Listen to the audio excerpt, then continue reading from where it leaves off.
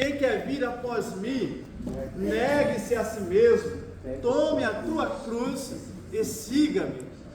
Verdade, papai. Então, se nós queremos servir ao Senhor, exige de nós um grande sacrifício. É abrir mão, irmãos, abrir mãos para servir ao Senhor, o nosso Deus. Aleluia! E no livro de Romanos, o apóstolo Paulo, ele vai iniciar falando do Evangelho do Senhor. O apóstolo Paulo vai falar em Atos Apóstolos, capítulo 16, que o apóstolo Paulo, ele tem um grande desejo em ir conhecer a igreja em Roma. O apóstolo Paulo ainda não havia ido até Roma, mas ele tem um grande desejo de ir conhecer os irmãos em Roma, ir lá pregar a palavra, ir lá e cultuar com os irmãos em Roma. Vai nos dizer a palavra que naqueles dias houve uma grande confusão e os irmãos judeus foram expulsos de Roma, estavam em Jerusalém passando uma grande dificuldade. Vai dizer a palavra que o apóstolo Paulo vai arrecadar algum dinheiro, alguns recursos para ajudar aqueles irmãos que estavam passando tamanha dificuldade. E vai descer o apóstolo Paulo para Jerusalém, e no capítulo 16 de Atos Apóstolos, o Espírito Santo vai falar a Paulo que ele vai passar por muitas lutas e dificuldades. Então ele sabe, irmãos, que a trajetória dele até Roma não seria fácil. Quando nós temos um propósito diante do Senhor, quando nós somos chamados para servir a Deus, nós vamos enfrentar algumas dificuldades essas que muitas vezes vai te levar a pensar se vale a pena dar prosseguimento àquilo que o Senhor iniciou na sua vida. O apóstolo Paulo vai dizer à igreja de Éfeso que aquele que começou a boa obra é fiel. Então não importa a situação que você está passando ou a dificuldade que você está enfrentando, aquele que começou a boa obra, aleluia! Meu Deus! Você não está sozinho e nem foi abandonado, irmãos. Todos nós enfrentaremos momentos de muita dificuldade. Talvez você não enfrentou ainda, mas vai enfrentar, porque a palavra do Senhor vai dizer: dá glórias ao Senhor antes que venha a escuridão. Então a escuridão vem para todos, irmãos, mas nós temos que estar preparados para passar por um momento de escuridão. Não é essa escuridão que nós estamos enfrentando agora, porque essa é fácil. Acendemos a luz do celular, a lanterna e clareia, mas a escuridão, irmão, da dificuldade que vem sobre a nossa vida, somente com a luz do Espírito Santo,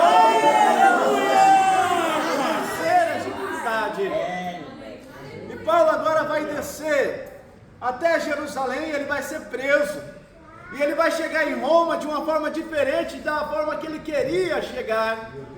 Ele chega aprisionado em Roma, e a palavra vai dizer que ele vai ficar ali em Roma por 2 anos, preso em sua própria casa. Ele não podia sair de dentro da sua casa. A lei, ele pode te prender na sua casa, mas o Evangelho liberta e te leva além das fronteiras. Aleluia! Glória a Deus! O Evangelho nos leva aonde nós não podemos ir. O apóstolo Paulo aqui no primeiro capítulo de Romanos, ele vai dizer: eu não me envergonho do Evangelho, porque o Evangelho é poder de Deus. Aleluia! O Evangelho é para salvação. O Evangelho, como já foi descrito aqui pelo pastor Valdir, o pastor Cirilo que nos antecedeu, falando da biografia de Jesus Cristo e falando da importância, o Evangelho nos leva à fé, o Evangelho nos leva à justificação e à glorificação, o batismo nas águas, os dons do Espírito Santo vai ser apresentado pelos Evangelhos. E Paulo, ele vai mostrar essa importância do Evangelho de Jesus Cristo para nossas vidas. Paulo vai mostrar que foi o Evangelho que mudou a vida dele, e é o Evangelho que muda as nossas vidas, e a diretriz que nós vamos seguir adiante. O Evangelho de Jesus Cristo, o nosso Senhor. Paulo agora está preso, e ele vai receber alguns relatórios na sua casa das condições que a igreja está enfrentando. E é tão atual, irmãos, quando nós lemos a palavra de Deus, nós vemos que é tão atual a palavra de Deus. Eu fico pensando por que as pessoas querem atualizar porque não lê ela. Porque se lê, você ia ver que ela é muito atual. Ela parece que é cada dia mais atual, irmão. Toda vez que nós lemos a palavra de Deus, nós falamos, Deus conhecia essa época que nós estamos vivendo, porque parece que Deus escreveu isso justamente para nós que estamos vivendo hoje. E Paulo ele vai receber um relatório da igreja de Romanos, da igreja aos Coríntios, e ele vai escrever algumas cartas. E naqueles dias, irmãos, uma carta escrita pelo apóstolo, pelo servo de Deus, era um documento de grande valia, porque quando ele não podia estar ali fisicamente para falar diretamente com a igreja, ele enviava uma carta, e quando essa carta era recebida pela igreja, toda a congregação se reunia para ouvir o que estava escrito na carta. Glória a Deus! Atenção! Eles ouviram, irmãos, com grande atenção. É a forma que vocês estão hoje aqui, ó, lindos, ouvindo com muita atenção. Glória a Deus! O apóstolo Paulo, ele inicia falando do Evangelho. Aí aqui vai dizer aqui no versículo 16, do capítulo 1, porque não me envergonho do Evangelho de Cristo, porque é o poder de Deus para a salvação de todo aquele que crê, primeiro dos judeus e também dos gregos, porque nele se descobre a justiça de Deus de fé em fé, como está escrito, mas o justo viverá pela fé. Aleluia. Aqui nessa carta à igreja de Roma, Paulo, ele vai nos apresentar 3 importantes pontos, irmãos. Primeiro, a justificação, que nós lemos aqui, o justo viverá pela fé. Pastor, o que é a justificação? Nós que outrora éramos condenados pelo nosso pecado, de uma forma extraordinária, de uma forma do sacrifício de Cristo, ele nos justifica de todo o nosso pecado. Ele está dizendo, todo o seu pecado está perdoado. Glória a Deus! Todo pecado, irmãos. E é interessante, eu só vou ligar aqui para ler o texto, porque eu vou contar aqui, irmãos, um segredo para você que muitas vezes está passando por uma dificuldade, seja ela financeira, seja ela em qualquer área da sua vida. E muitas vezes você fica pensando, mas eu estou nessa situação porque eu estou desempregado. Eu estou nessa situação porque eu não alcancei algo que eu almejava. Talvez eu estou nessa situação, mas a Bíblia vai nos ensinar, eu quero que você preste atenção nessa noite, que quando nós reconhecemos os nossos pecados e confessamos, nós alcançamos misericórdia. Aleluia! O que o provérbio vai dizer aqui? Provérbios 28:13. O que encontra as suas transgressões, ou quem encobre as suas transgressões, nunca prosperará. Meu Deus! Olha, irmãos, muitas vezes nós ficamos pensando, poxa vida, as coisas não dão certo na minha vida, por que não está dando certo? É porque, irmãos, às vezes o pecado tem que ser confessado. É verdade.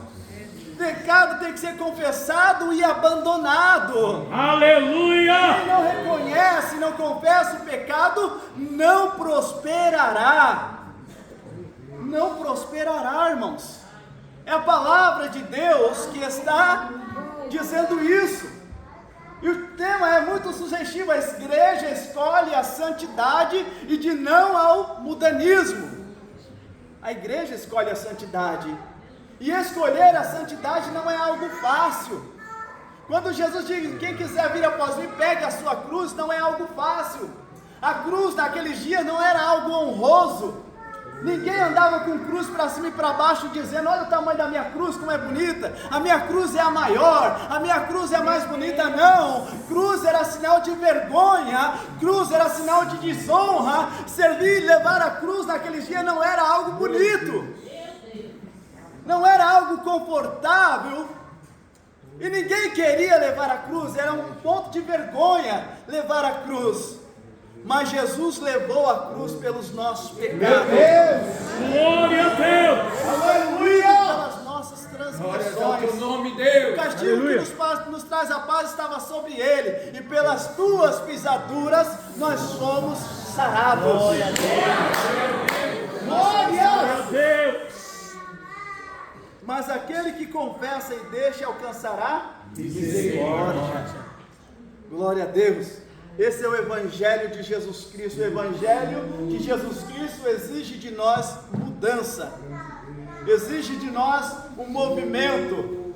Quando o sacerdote entrava no templo, ele não podia ficar parado, ele tinha que estar em movimento. Havia sinos na roupa dele, para ele estar em movimento, fazendo barulho, porque quando ele parava, irmãos, logo entendia quem estava lá de fora: olha, morreu. Meu Deus. Vamos puxar porque ele não está mais entre nós. Eita, Jesus. Crente que fica parado, irmão, não se movimenta, morreu. Deus. Não está mais entre nós. Precisa se movimentar, precisa se mexer, não pode ficar parado. Crente não nasceu para ficar parado. Aleluia. Aleluia. Capítulo 2 vai engrossar o caldo agora, irmãos. Capítulo 2, o apóstolo Paulo, ele vai exortar a igreja, ele vai exortar os judeus, os crentes daquela época, porque eles achavam que era alguma coisa. Ele julgava. Olha o que vai dizer aqui no versículo 1, capítulo 2: portanto és inexcusável ou imperdoável quando julgas, ó homem, quem quer que sejas, porque te condenas a ti mesmo naquilo que julgas a outros? Pois tu que julga, faz o mesmo. Meu Deus. Irmãos, aqui É forte. os judeus da igreja, como o pastor Cirilo falou ontem, quem te deu o dom de julgar? Quem disse que você pode julgar o seu irmão? Mas aqui os irmãos, eles achavam que era santo o suficiente para julgar os seus irmãos. Eu aprendo na palavra de Deus, irmãos, que quanto mais perto nós estamos de Jesus, mais miserável nós nos sentimos. É verdade. Logo eu entendo que quando nós nos sentimos ser alguma coisa, é porque nós estamos distante de Jesus. Quando entendemos, olha, eu sou alguma coisa, o bispo me escolheu porque ele sabe do meu potencial, é porque eu estou distante de Jesus. Mas quando o bispo me escolhe, eu falo: mas por que ele me escolheu? Tem tantas outras pessoas melhores. Meu irmão, porque nós reconhecemos que nós não somos nada em nós mesmos. Glória a Deus. Se não for a misericórdia do Senhor, nós nem estaríamos aqui. Porque a graça é um favor imerecido, não é pelas obras para que ninguém se glorie, mas é pela graça do Senhor. Ah, meu Deus, que graça, meu Quando Pai. nós entramos nesse tema, logo eu lembro da igreja lá em Apocalipse capítulo 3, versículo 17, a igreja de Laodiceia, porque ela dizia: rico sou e de nada eu tenho falta, Meu e estou Deus. enriquecido. A igreja de Laodiceia era uma igreja muito rica, era uma igreja que tinha muitas posses, era uma igreja que se sentia bem estruturada e estava bem estruturada. Ela tinha óleo, ela tinha tecidos, ela tinha colírios.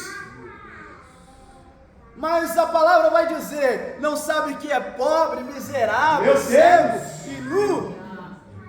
Quando nós nos sentimos alguma coisa, irmãos, Meu é porque Deus. estamos distante do Senhor. Meu Precisamos urgentemente alcançar misericórdia da parte de Deus.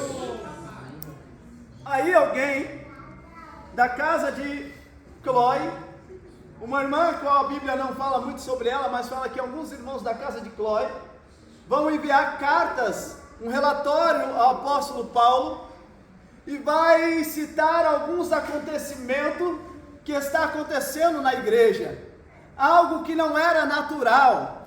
Quando Paulo planta a igreja ali em Coríntios, ele tem um objetivo. porque Coríntios era uma cidade muito populosa. Logo, quem quer abrir uma igreja, não vai abrir uma igreja onde a população é pouca. Quem vai abrir uma igreja onde não tem pessoas?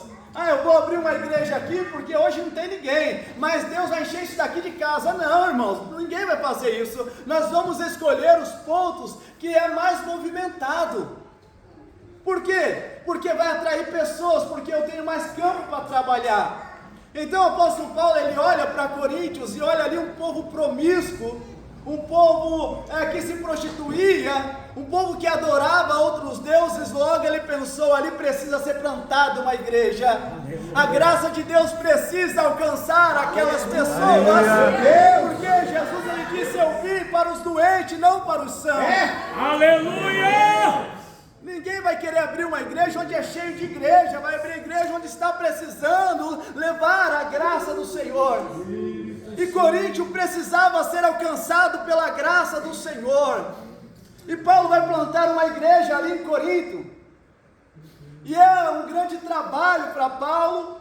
E na sua primeira viagem missionária, ele vai abrir uma igreja ali.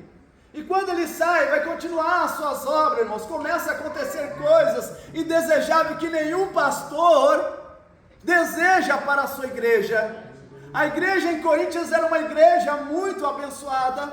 Era uma igreja que tinha dons de profecia, dons de revelação, dom de curas. Era uma igreja muito abençoada e referente aos dons espirituais. Mas o que estava acontecendo na igreja, Paulo ele vai dizer, olha, os da casa de Cloé, porque na igreja não tem disse-me-disse, não deve haver disse-me-disse.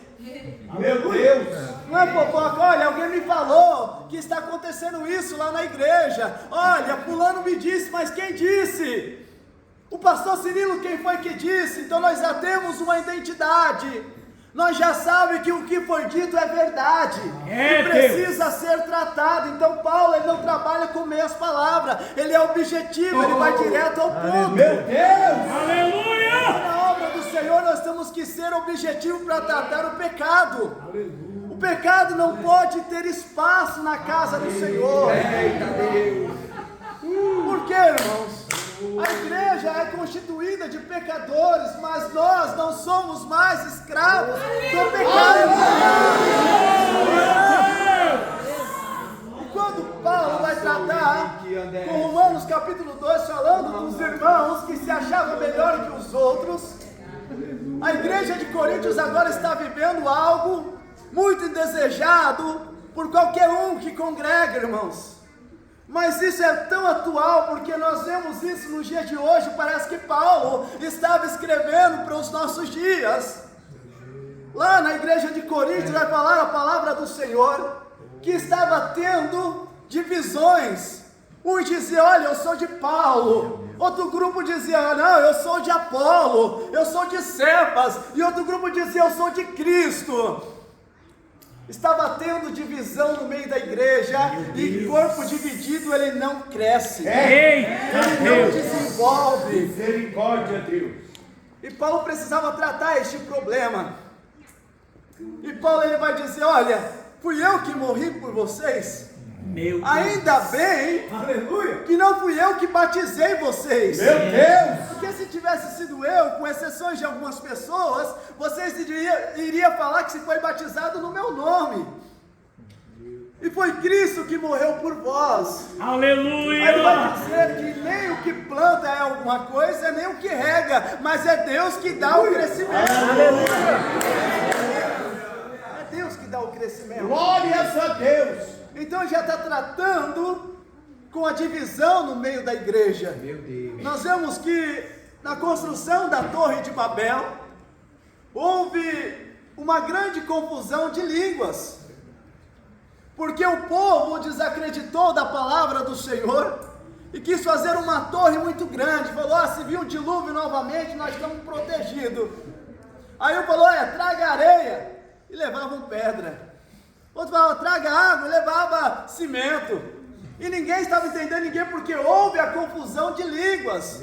Mas Deus vai mostrar lá no Pentecoste, que quando o Espírito Santo desceu, todos falavam no seu próprio idioma, mas todos entendiam, irmãos, porque a junção, porque quem está em Cristo tem unidade. Glória Quem a está em Deus. Cristo fala a mesma língua. Aleluia. Quem está em Cristo, novas coisas, irmão. As coisas velhas se passaram, tudo, irmão, se fez novo. Se eu estou em Cristo, o bispo está em Cristo, nós temos uma mesma palavra. Amém. O evangelho do Senhor não é dividido. A palavra do Senhor não é dividida. E tinha aquele grupinho, o pior deles era o grupinho de Cristo, que falava que era de Cristo. Porque este grupinho, mas não era o que seguia Jesus, não, irmãos. Eles falavam assim: olha, se você não faz o que eu faço, você vai para o inferno. A minha igreja é que tem a salvação, isso aceita. E Paulo, ele exorta essa igreja, ele exorta esse grupinho, ele exorta e tenta acabar com todo esse disse-me-disse, essa confusão no meio da igreja. A igreja escolhe a santidade, irmão, é isso. É a palavra. E aí, irmãos, vai ter outros irmãos dentro da casa do Senhor que vai estar com confusão, levando contendas, pessoas que discutiam, por exemplo, eu não concordo com o pastor Cirilo, vendi algo para o pastor Cirilo não me pagou, eu vou entrar na justiça contra o pastor Cirilo, e eu coloco ele na justiça, e Paulo vai exortar acerca disso. Ele vai falar: não tem um justo no meio de vós, não é vocês que vão julgar o mundo, porque está levando essas coisas para o ímpio julgar. Meu Deus. Isso é uma vergonha para a igreja do Senhor, tendo justo no meio da igreja, e vocês estão levando coisas pequenas para o mundo julgar vocês. Misericórdia, Deus. Meu Deus do céu, eu vou processar aquele irmão, irmãos, põe o joelho no chão. Ninguém vai sair no prejuízo não, quem serve a Deus confia em Deus, não vai sair no prejuízo. Eu não preciso abrir uma causa, uma sentença contra o meu irmão. Eu não preciso colocar um ímpio para ajudar a nossa causa. Ele vai falar: não envergonhe a sua própria casa, não envergonhe a sua própria carne. Nós estamos falando de uma irmandade. Nós não podemos andar em contenda. Se nós queremos buscar a santidade, nós não podemos viver em contenda. Meu Deus! Pastor, o que é a santidade? Santidade é a continuidade da justificação.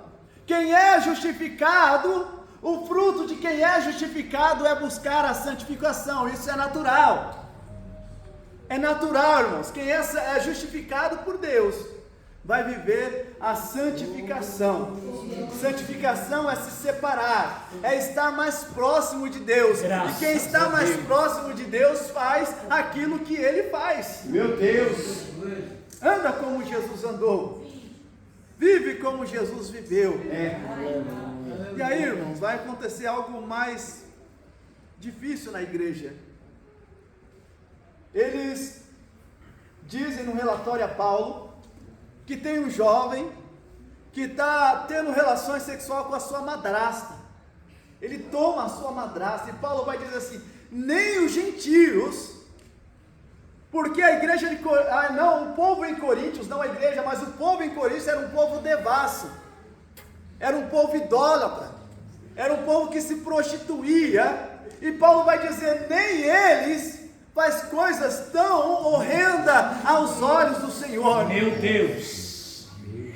E existia naqueles dias o que está existindo hoje em nossos dias, o que? A inclusão.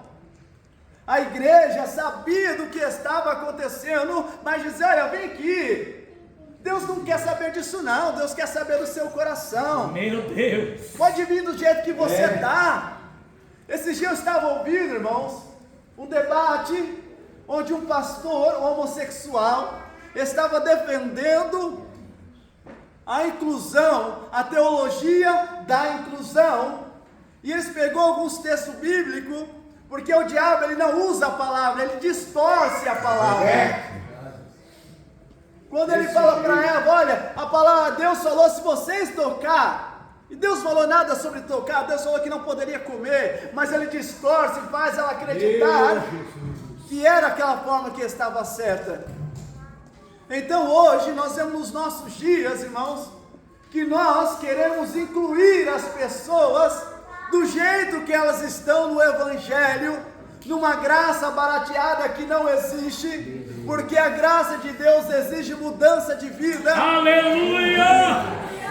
Paulo ele vai dizer: não vos conformeis com este mundo e nem no que nele há, mas buscai a renovação do vosso entendimento, para que experimenteis a boa, perfeita e agradável vontade de Deus. Glórias a Deus. Nós não devemos incluir, porque nós devemos levar as pessoas ao Evangelho. E Paulo ele vai dizer, ele vai ser incisivo àquela igreja: olha, vocês precisam tirar ele da comunhão, eles precisam sair da comunhão, eles precisam entender que eles estão em pecado, e não pode viver essa vida de pecado dentro da igreja. Lança ele a Satanás. Quando Paulo fala lança ele a Satanás, ele fala tira eles da comunhão. Porque é uma comunhão que não existe. Eles acreditavam estar em comunhão. Oh Senhor! É como falou aqui, o pastor Cirilo falou, ó, tá na igreja, mas não tá no altar. Imagina, irmãos, tá na igreja e não tá no altar. O que é isso? É estar na igreja e não ter mudança de vida. meu Deus! É ler o Evangelho, mas o Evangelho não transformar.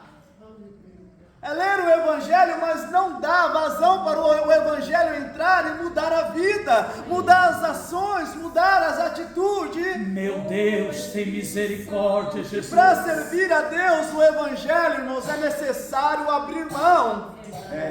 E nós abrimos mãos daquilo que nos custa. Nós adoramos aqui. No primeiro culto falamos, olha, se eu sacrificar, eu quero sacrificar aquilo que me custar. Tem que me custar algo. Meu Deus. E para abrir mão do pecado, irmãos, há um custo. É verdade. Talvez é gostoso, é agradável para a sua carne, mas para o Espírito não é. Para a sua salvação não é gostoso, não é agradável. Isso não vale, irmãos, no mundo espiritual. Para levar para o céu você não vai. Se não abrir mão, não vai. E como as coisas acontecem, irmão, como as coisas estão acontecendo, as coisas estão tão estranhas nos nossos dias. E eu buscando a palavra, eu falei, Senhor, é isso mesmo, porque nós temos que falar, e Deus falou no meu coração, vocês não querem a santidade? Aleluia! Aleluia! Vocês não querem a santidade, então tem que abrir mão. Aleluia! Glórias! E aí, nós vamos ligar a televisão lá na sessão da tarde, nós não assistimos pornografia, mas na sessão da tarde está passando relações sexuais no horário em que criança está assistindo televisão. Meu Deus. Aí nós vamos assistir a novela das 8 e lá tem cena de pessoas nuas, de homossexual se relacionando com outro homossexual, e nós estamos abrindo a porta de nossas casas e deixando entrar essa doutrina que o mundo está implantando de pouco em pouco. Aleluia. As coisas não acontecem de uma hora para outra. Antigamente, nos desenhos que as crianças assistiam, que nós assistimos no nosso tempo, não tinha relação homoafetiva. E hoje tem. Hoje você vai assistir um desenho com a sua criança, de repente aparece um personagem homem beijando outro personagem homem. E a criancinha vai crescendo acreditando que aquilo é algo normal, algo natural, e não é. Mas o mundo está implantando pouco a pouco. Isso vai enraizando. Quando as nossas crianças hoje, que é pequenininha, crescer, talvez eles pensem lá na frente, isso é normal. A minha vida toda eu vi isso acontecendo. Meu Deus. É normal um menininho se apaixonar por outro menininho, uma menininha se apaixonar por outra menininha, porque eu vi isso a minha vida toda. Cuidado, a porta que você está abrindo na sua casa. Meu Deus! Aleluia! Eu não sei se isso foi verídico, irmão, ou se foi algo ilustrativo, mas em uma reunião entre irmãos, um pastor colocou um vídeo, ia passar um vídeo para a igreja assistir, E quando ia iniciar um vídeo, começou a Globeleza a dançar. E a igreja se escandalizou com o pastor, falou: o que é isso? Na casa de Deus? Passando essas coisas? E aí o pastor leu lá: não sabeis vós que é templo do Espírito Santo e que o Espírito Santo habita em vós? É como sempre foi falado nessa igreja: a igreja não é essas quatro paredes, a igreja é isso aqui, irmãos. Eu me escandalizo quando algo acontece dentro dessa casa, dentro desse templo, mas os meus olhos estão vendo cotidianamente. Meu Deus. Está vindo aí o carnaval. Jesus. Talvez você vai acompanhar lá na tela da sua casa, confortavelmente, Meu Deus. vendo aquelas mulheres dançando seminua, vendo os homens dançando. Talvez você não vai numa pista de carnaval ver o carnaval lá, mas vai assistir da sua casa. Você está abrindo uma brecha, irmãos. Você está abrindo uma brecha. E Paulo está pregando contra isso. E nós vemos que muitas vezes nós não prosperamos, porque nós abrimos algumas brechas em nossas vidas. E as coisas vão acontecendo e vai se tornando natural. Uma certa vez, um pastor convidou outro para ir na sua casa, e ele falou assim: olha, vem aqui, vamos, traz a sua família, vamos almoçar. Aí o pastor que foi convidado falou assim: tá, então eu vou levar um filme para a gente assistir. E por curiosidade o pastor perguntou: mas qual é esse filme que você vai trazer para nós assistirmos? Então ele falou: eu vou levar o Forrest Gump, é uma história muito legal. E aí o pastor, ele faz um questionamento, ele falou: mas você acha que é legal assistir esse filme com a família, com os nossos filhos na sala? É um filme muito bacana. E aí ele fala assim: mas e aquela cena onde a mãe do Forrest Gump tem que ter relação com o diretor da escola, para que ele tenha uma vaga na escola? Você acha legal os nossos filhos assistir isso? Então aquele homem cai em si e fala: meu Deus, há tanto tempo eu estou vendo essas coisas que para mim se tornou natural. Meu Deus. Há tanto tempo nós estamos vendo isso na sessão da tarde, na tela quente, na novela das 7, na novela das 8, que talvez é natural nós olhar uma mulher traindo o marido e falar: olha, separa dele, olha, separa da sua mulher. É natural ver traição. Meu Deus. Eu estou vendo isso há tanto tempo que isso está se tornando natural e não é, irmãos. Meu Deus. Meu Deus. Quando nós tiramos os olhos disso e olhamos para aquilo, aquilo se torna natural, isso aqui se torna.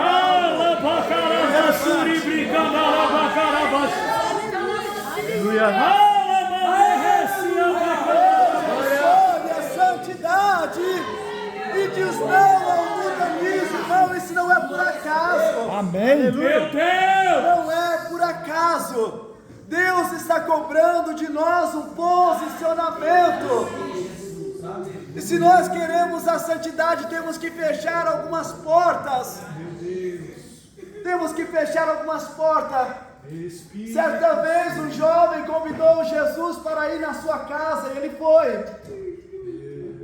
E aquele jovem levou Jesus até um canto da sala e falou: Senhor, fica aqui. De repente alguém começou a espancar a janela dele, e ele preocupado com quem estava lá, e ele não levou Jesus até o quarto, porque ele já sabia que aquele quarto Jesus não podia entrar, porque a água envergonhava ele. Porque o pecado, ele nos envergonha, irmãos. O inimigo, ele te convida para pecar, ele vai te dar margem para pecar, ele vai deixar você se lambuzar no pecado. Aí quando você se lambuzar no pecado, ele vai falar: você não tem direito à graça. Meu Deus. Adão e Eva, quando desobedeceram ao Senhor, eles saíram da presença. Como o pastor falou aqui, foi a vergonha mais dolorosa que eles sentiram. Saíram da presença. E aquele jovem ficou ali preocupado, e o inimigo, o adversário, espancando a sua janela, e ia até lá, ele espancava a porta da cozinha. E quando ele viu que não tinha mais jeito, ele falou: Senhor, cuida da minha casa. Papai, cuida da minha casa. E ele começou a tirar aquilo que estava impedindo Jesus de entrar na casa dele. E Jesus cuidou da casa dele. Meu Deus. O que está impedindo de Jesus entrar na nossa casa? Meu Deus. O que estava impedindo a igreja de Corinto ser mais espiritual era a imoralidade. A imoralidade que está entrando pouco a pouco em nossas casas. Meu Deus. A imoralidade que está entrando sorrateiramente nas nossas vidas. Que está tornando algo natural. Hoje parece que é natural, nós assistimos filmes e novela e ouvimos palavras torpes. Aí o nosso filho está na sala e está escutando palavrão, você não fala palavrão, mas aquele artista que está passando lá na sua televisão fala. Meu Deus. E ele está ouvindo, talvez ele não fala na sua frente, mas vai falar lá na escola. Ele vai falar em algum momento e você vai cobrar ele, mas você está mostrando para ele o caminho. Meu Deus. A igreja escolhe a santidade. Aleluia. Diz não ao mundanismo. Aí no capítulo 3, o apóstolo Paulo, ele vai dizer Meu Jesus amado. que todos pecaram e destituídos foram da glória de Deus. Todos pecaram, irmãos. Todos pecaram e destituídos estão da glória de Deus. Ou seja, todos precisam da graça. Todos precisam da salvação. Paulo, ele coloca todo mundo no mesmo nível, no mesmo patamar. Todos pecaram e destituídos estão da glória de Deus. Vamos ver capítulo 3, versículo 21. Mas agora se manifestou sem a lei a justiça de Deus, tendo o testemunho da lei e dos profetas.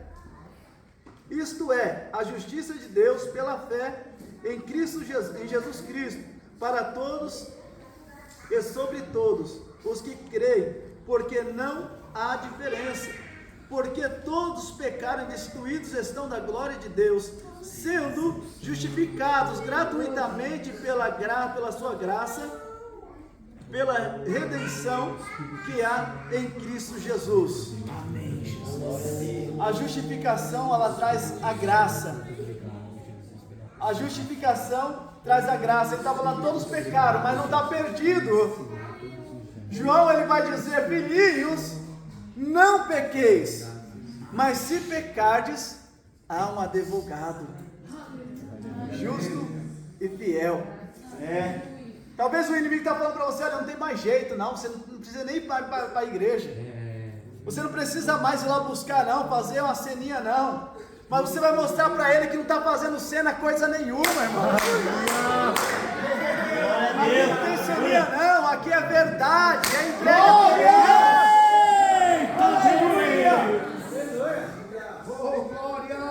O inimigo pode te acusar, mas Deus está aqui para te justificar. Ele está aqui para te justificar. Capítulo 4, ele vai falar sobre a graça do Senhor e a justificação pela fé. E ele vai falar de Abraão, que foi justificado pela fé. E quando nós lemos quase o capítulo inteiro de Hebreus aos Hebreus, a carta aos Hebreus, vai falar sobre muitos homens que foram justificados pela fé.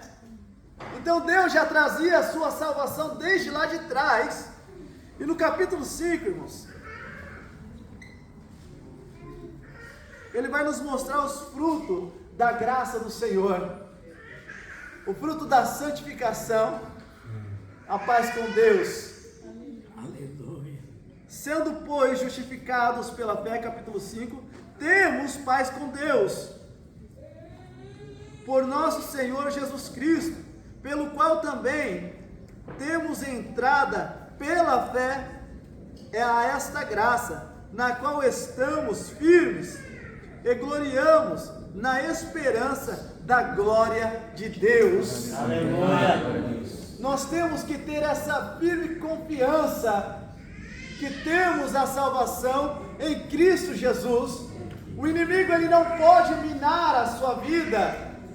O inimigo, ele não pode causar dúvida no seu coração e você pensar que você não tem a salvação. Por quê? Porque Jesus morreu na cruz do Calvário pela sua vida. Aleluia. Glória a Deus. Ele vai dizer lá em João: vim para os que eram meus, mas os meus não aceitaram. Mas todos quanto recebeu, deu-lhes o poder de serem feitos filhos. Aleluia. Glória a Deus.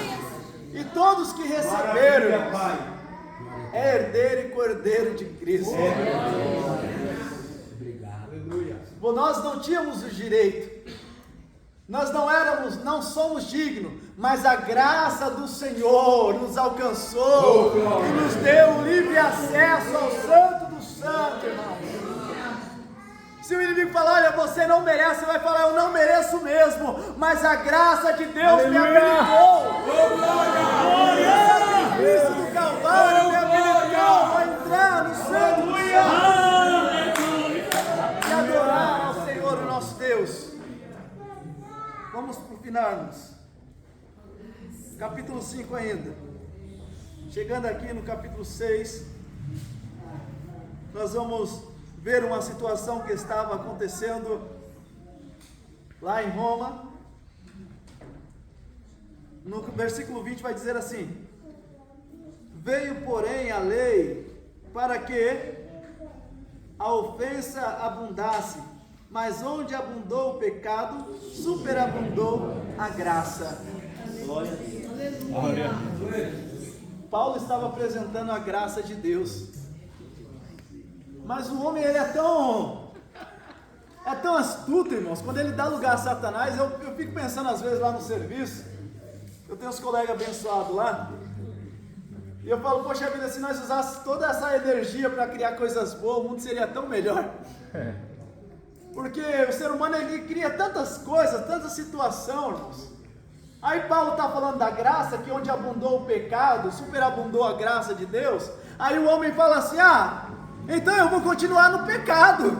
Meu Deus. Para que a graça abunde mais em nós. Aí Paulo no capítulo 6, ele vai dizer: que diremos, pois? Permaneceremos no pecado para que a graça abunde? De modo nenhum. Nós que estamos mortos para o pecado, como viveremos ainda nele? Meu Deus. Paulo está falando assim, olha, Jesus, ele te salva do pecado e não no pecado. Meu Deus.